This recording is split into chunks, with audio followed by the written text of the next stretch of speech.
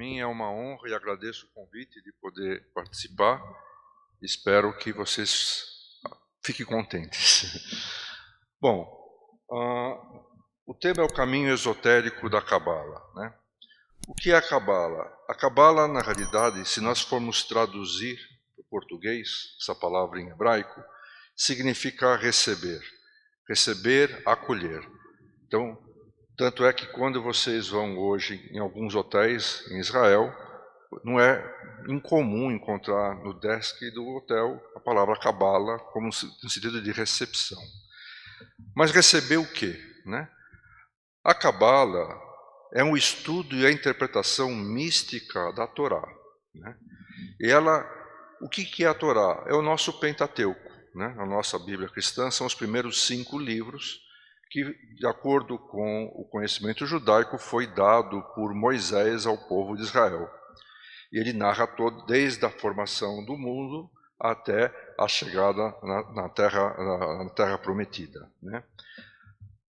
A forma de você ler esse livro, dentro da visão judaica, você tem 4 níveis de leitura, que nós chamamos de pardi, são processos ou níveis de leitura, onde no primeiro nível, é a leitura do jeito que nós todos vemos a Torá, né?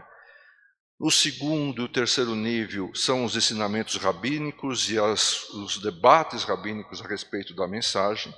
E o quarto nível, o quarto pardi, é esse nível oculto, que quem nos propicia é a Cabala, né? Então, para vocês terem um exemplo, nesta semana nós estamos lendo a saída do povo do Egito, né? A Moisés levando o povo saindo do Egito, né?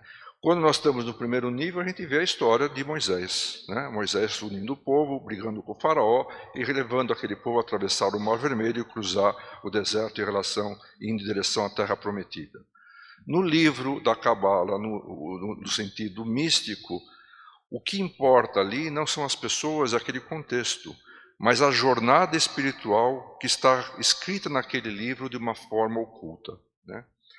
Bom, Cabala, nós temos que tomar alguns cuidados, porque hoje em dia virou muito comum, nós temos várias interpretações. Então, nós temos Cabala cristã, nós temos a Cabala da prosperidade, né? E temos a Cabala judaica no sentido mais tradicional, né? Então, não que a essência é a mesma, mas a forma de ver e a forma de interpretar muitas vezes é diferente, e a forma de estudar, né? Eu vou falar basicamente da Cabala tradicional, né? Cabala tradicional, a forma tradicional está baseada em 3 grandes livros, né? O primeiro livro é a própria Torá, né? Então, o que na Cabala se faz é a leitura da Torá, mas de uma maneira esotérica, vamos chamar assim. O segundo livro é o Zohar, muitos de vocês já ouviram falar, é o livro do esplendor. Ele é um livro enorme, na realidade, ele é meio poético, né? E ele tem uma interpretação mística da Torá, né? Então, claramente, a maior parte de nós, se formos pegar lá e querer começar a ler o Zohar, muitas vezes a gente não vai entender nada e vai desistir, falar, esses caras são tudo louco, né? Mas é uma questão, para isso você precisa ter um conhecimento bastante amplo do próprio Torá, da próprio Pentateuco. E o terceiro livro bastante importante é o Sefer Yetzirah, que é o livro da formação, né? Do ponto de vista judaico, é um livro que foi escrito por Abraão, tá? E ele narra, na realidade, a cosmogonia hebraica, a forma como foi criado o mundo, as primeiras forças, tá? Bom, toda vez que se fala de Cabala, se fala da árvore da vida, né? Isso é um termo bastante comum, que é aquele desenho com as bolinhas, com as esferas, né, que representa a árvore da vida. Ela, na realidade, é uma representação gráfica, síntese da Cabala, dos conceitos cabalísticos, tá? E ela tem a ver, quando você olha essa árvore, né, você consegue, para quem conhece, entender os conceitos para compreender tanto o homem como o universo. Então, portanto, ele serve para que nós possamos entender o microcosmo e o macrocosmo. Vocês podem chegar para mim, mas como é isso? Ora, é a mesma ideia do conceito hermético, né, da lei da correspondência, que o que está em cima é como o que está embaixo, e o que está embaixo é como o que está em cima. Ele não é igual, mas ele é semelhante, ele parece. Então, na medida, quando você vai pegar a Cabala, vai ver a árvore da vida, e você estuda no sentido de entender o homem, no fundo você está compreendendo as forças que gerem todo o nosso universo. Do mesmo lado, se você utilizar a árvore da vida para tentar entender a cosmogonia, a formação do universo, no fundo você vai acabar entendendo a formação do próprio homem. Tá? Então, uma outra coisa importante, que é clara para os cabalistas, e para nós eu acho que é bastante tranquila de explicar, né? O universo para a Cabala, ele nada mais é do que uma forma mental projetada pelo Criador, pela mente do Criador, né? Então, nós somos uma ordem mentalista, né? Nós sabemos muito bem que nós podemos conseguir as coisas que queremos através de um processo de mentalização, de visualização, né? Bom, do ponto de vista cabalístico, todo o universo que está aqui nada mais é do que o projeto, do que o resultado de um projeto de mentalização do Criador sobre todos nós e o universo. Tá? E a árvore da vida justamente vai representar, do ponto de vista simbólico, essa visualização, onde a gente parte de uma forma dessa consciência divina, como ela se manifesta e como ela vai formar o mundo, né? Quando você olha a árvore da vida, a primeira esfera que está lá em cima é Keter, que é a emanação, e a última é Malkut, né? Que é a terra, é o reino. Tá? Então, o que ela demonstra é a força do divino saindo de manifesto, entrando na manifestação e descendo por entre as esferas, ficando cada vez mais denso, até você chegar no mundo físico e formal que está em Malkut. Bom, uma outra coisa importante é, quando vocês olham a árvore da vida, vocês veem que nós temos aí, ela está dividida praticamente em 3 pilares, né? Então, e ela representa o quê? Ela representa 2 forças opostas, ativa e passiva, né? São, de novo, a gente pode pegar através das leis herméticas, é mais ou menos o mesmo conceito, né? É através da oposição destas 2 forças, né, que você faz o processo criador, né? Então, tudo tem o lado positivo e o lado negativo, o lado masculino e o lado feminino, né? Então, esse é o diagrama da manifestação do divino destas forças do sentido de criação do mundo, do universo e do homem, né? Nós temos nesta árvore o que nós chamamos de 10 esferas, que são as sefirotes, né? Sefirotes é o plural de sefirá, que é cada uma das esferas. Então, nós temos 10 sefirotes, cada uma delas expressando uma força cósmica, uma força divina, né? E é por meio dela e pelos caminhos que essa fagulha divina vai se manifestando até chegar do nosso mundo. Bom, temos 3 pilares. O pilar da direita, né, quando você está olhando para frente da árvore da vida, o pilar da direita é o pilar que nós chamamos da misericórdia, né? Ele tem os fatores das forças positivas e masculinas, né? O pilar da esquerda é o pilar da severidade, é o pilar das forças femininas e negativas. E o pilar do meio é o pilar do equilíbrio, né? É o pilar que é o que contrabalanceia essas 2 forças. Vocês vão dizer para mim assim, poxa Paulo, mas você está dizendo então que o feminino é negativo, o masculino é positivo? Não, é uma questão de forças, né? Não é uma questão de sexo, de nada disso, né? O importante aí é a força dessas 2 forças, a oposição dessas 2 forças é que faz fazer com que haja a criação, né? Do lado direito do masculino, você tem a energia em expansão, né? Essa energia em expansão, sem uma força que cerra, que concentra ela, que limite ela, essa força, ela não constrói nada. Então, e esse poder é dado pelo pilar feminino, né?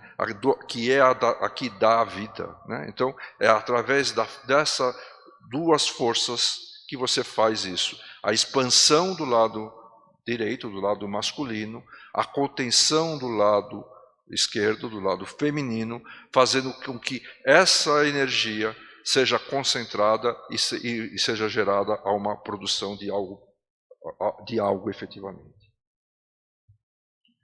Bom, então, esta simbologia, a hora que a gente olha essa árvore da vida, a primeira coisa que a gente tem na cabeça e nos remete é que todo o universo, toda a ordem, é necessária essas forças opostas. E essas energias são energias complexas, né? Afinal de contas, ela vem do divino, né? Ela vem através dessa energia divina dentro do mundo de manifestação. E a árvore vai justamente demonstrar este caminho. Então, ela começa lá em Keter, vai para o lado masculino em Rokma, passa para Binah, que são as três supremas, as formadoras da vida, e ela vai descendo neste zigue-zague, né? Tendo essa condensação, vamos chamar assim, até você adquirindo poderes, adquirindo uma consistência, até chegar no nosso mundo aqui. Agora, ela nos abre várias possibilidades e vários caminhos. E no momento em que você consegue entender como essa manifestação se dá, ela possibilita um caminho de volta, né? Então ela é uma força que desce e vem, e sobe, né? Afinal de contas, nós estamos no mundo físico, que é um mundo temporal, né? Nós não vamos ficar aqui para sempre, né? Então, e ela vai nos dar essa sensação. Ora, nós sabemos que o grande objetivo do homem aqui na Terra é voltar ao Pai, é voltar ao Criador, né? E a Cabala, a árvore da vida, vai justamente nos dar as condições de entender e de fazer esse caminho de volta, né? Esse caminho pode ser feito indo de Sefirá em Sefirá, na mesma ordem inversa da manifestação, ou pode ser feita por o que a gente chama do caminho da flecha, o caminho do meio, né? Existem processos diferentes e formas diferentes. Se você vai em cada uma das sefirás, normalmente é o caminho do místico, né? É um caminho que você consegue concentrar forças e entender essas forças da natureza. Por outro lado, é um caminho muito mais perigoso, porque ele te possibilita certo conhecimento e certo poder que, se você não tiver centrado, você se perde, né? Afinal de contas, nós temos um fluxo de energias, né, constante. Portanto, normalmente o caminho que se recomenda, e isso dentro de todas e qualquer denominações, é o que nós chamamos de caminho da flecha, que é o caminho do meio, é o caminho do iniciado, né? É o caminho pelo qual você foge daquelas forças extremas, busca a retidão e busca o equilíbrio, né? É esse caminho de retidão, de equilíbrio e de sabedoria que vai fazer você voltar-se ao Criador, né? Uma outra coisa importante é que esses são movimentos pendulares, né? Portanto, muitas vezes o caminho de você ascender, muitas vezes faz com que você caia nesse caminho, né? Nós somos humanos, né? Nós temos dentro de nós todos os nossos defeitos, né? E o caminho de volta ao Pai não é um caminho fácil, né? Uma coisa importante é que o Criador nos dá, na realidade, uma força e um desejo muito grande de receber, né? Isso dentro da Cabala judaica, a gente tem que fazer, a gente tem consciência disso. E sabe que esse desejo de receber, ele é muito superior a qualquer outro desejo que nós temos, né? E é esse desejo de receber que faz com que nós cresçamos, construímos um negócio, né? Temos uma atividade profissional, estudamos, constituímos família, mas ele é um desejo egoísta, né? Ele é um desejo de querer mais, cada vez mais. Ora, esse querer mais, no fundo, está nesse sentido de caminho, né? No sentido de involução, no sentido de ir para Malkuth, para essa área formal, né? Como esse não deve ser o nosso nosso objetivo, nós temos que transformar esse desejo de receber num desejo de doar. É através da mudança desse desejo de receber para o desejo de doar que nós fazemos esse caminho inverso para chegar ao Pai. Tá? Ora, é óbvio que você só consegue começar a incentivar esse desejo na medida em que você tem algumas coisas na sua vida, né? Se você não tem nada, é muito difícil você conseguir fazer essa transição para o doar, né? Não que não seja impossível, tem pessoas que são iluminadas, mas via de regra, se você não tem algumas condições, você vai querer e não doar, né? O caminho de doar é o caminho espelhado em várias religiões, em várias ordens, que ele pode ser sintetizado, né, por uma frase muito simples, né, que é amar o próximo como a si mesmo. Você conseguir converter todo o teu ser, toda a tua vivência, todo o teu dia a dia, no sentido de passar a doar e amar o próximo, ver no outro um igual a você, né? É essa capacidade transformadora que nós teríamos de sair desse desejo de receber para o desejo de doar. E a partir daí, fazer essa ascensão dentro da árvore da vida. Bom, a Cabala nada mais é de uma jornada espiritual, né? Ela é um processo contínuo de autotransformação e de crescimento, né? Veja, é um processo de autotransformação. E ela não é detentora, ela não é a única detentora disso. Vocês veem isso na alquimia, na maçonaria, no esoterismo, em várias escolas, né? No Rosa Cruz, por exemplo. Todos eles pregam a mesma coisa, né? Você só vai conseguir fazer esse caminho de retorno se você se transformar. Por quê? Porque, por definição, somos seres imperfeitos. Somos seres imersos nesse mundo material, né? Onde o nosso desejo de receber é maior do que tudo. Nós queremos mais, mais, mais. Só no momento em que você consegue quebrar isso e começa a transformar isso no desejo de doar, é que você consegue ter uma elevação espiritual. Você começa a enxergar o outro como alguém que é o seu igual, que tem dentro dele a mesma luz divina que nos formou. A mesma luz divina, nesse processo de formação, de criação que está dentro de mim, está dentro de cada um de nós. Agora, é muitas vezes difícil da gente conseguir enxergar isso. E a Cabala tenta fazer esse processo. Cabala é só mais uma opção, né?